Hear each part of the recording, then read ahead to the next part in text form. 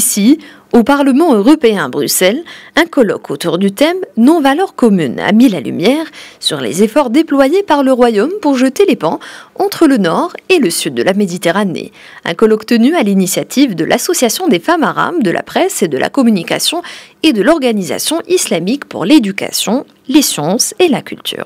Ce qui est important, c'est qu'à travers des associations ou des organisations, on peut faire passer ce message de dialogue et de respect des valeurs, mais aussi nous avons besoin d'hommes d'influence. Et j'ai pris l'exemple de Sa Majesté le roi Mohamed VI, qui œuvre vraiment, et à travers tous ces discours, on voit qu'il y a un appel pour ce respect, on sent qu'il recherche vraiment et il essaye de faire prendre conscience à cette jeunesse du Sud.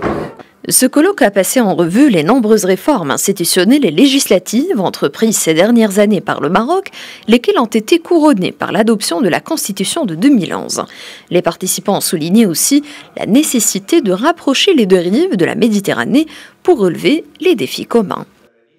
Il faut bien voir que nous sommes l'un des problèmes du sud de la Méditerranée, c'est le conflit artificiel autour du Sahara marocain qui a été généré et qui est entretenu artificiellement par l'Algérie, et la situation dramatique des pauvres gens qui ont été séquestrés et qui servent d'otages à la politique algérienne dans cette affaire.